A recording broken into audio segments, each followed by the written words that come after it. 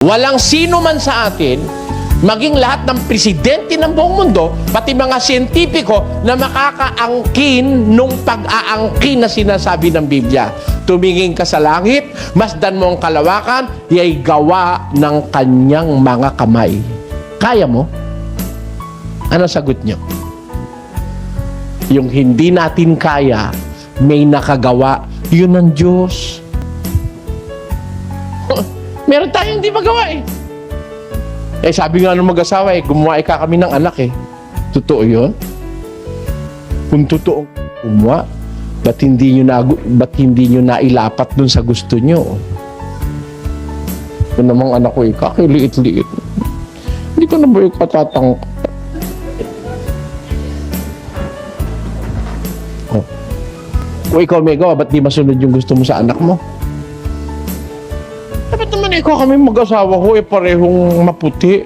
Ba't naman ito yung maitim? Nagdududa tuloy ang mister ko. Amen? Amen!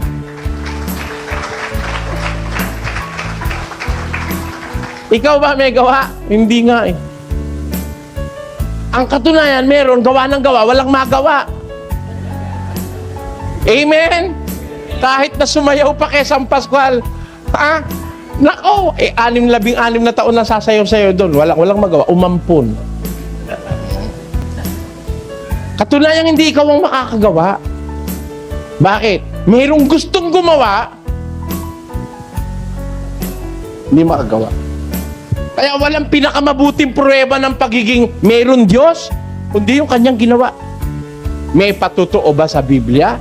Kung ginawa, yun ang nagpapatotoo dun sa gumawa. Pakinggan nyo sa Roma 1:20, ganito ating mababasa. Sapagkat ang mga bagay niyang hindi nakikita, buhat pa ng lalangin ang sanglibutan, ay nakikitang maliwanag. Sapagkatanto sa pamamagitan ng mga bagay na ginawa niya. Paano natin natatanto? Paano natin nalalamang may Diyos? How do we know? How can we have that slightest suspect that there is a being like Him? Sabi ng Biblia, ang kanyang mga bagay na hindi nakikita buhat pa ng una, mula ng lalangin ng sanlibutan, ay nakikita ng maliwanag sa pagkatanto sa pamamagitan ng mga bagay na ginawa niya. Kaya nalalaman mo mahusay ang karpintero, yung ginawa niya eh. Amen? Paano nakikilala yung mahusay na cook? Sa luto, hindi sa daldal. Alam mo nga ang sangkap eh. Kalahating kilong giniling. 2 patatas, 2 carrots. 2 kutsarang pasas. 6 na bell pepper. 1 kutsaritang pamintang durog, kalahating kutsaritang bechin, 1 kutsaritang asin, tapos sesame oil. Alam mo, kung hindi mo alam pagsunod-sunurin ang lagay nun sa kawali, hindi lalabas no, sa akin mo ipalutot, iba ang timpla kesa sa'yo. Pareho lang ang gagamitin natin. Ako yung nakipaglaban ng ganun eh. Sa mga kasamahan ko sa bahay. Sige, parehong-pareho tayo ng parehong-pareho tayo ng ingredients. Magkakasukat. Iluluto ko ito. Magkaiba. Tiyak na tiyak ko magkaiba lasa. Bakit? Ako po'y 7 taon pa lang cook na eh. Kaya alam ko kung paano pagsusunod-sunurin eh. Magsigang ka.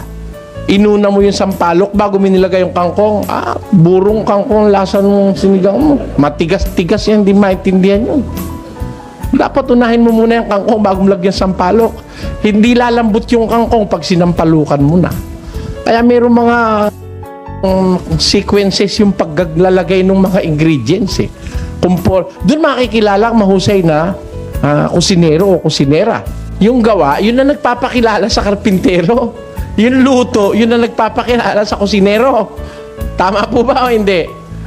Ang unang-unang nagpapakilalang may Diyos, yung kanyang mga gawa.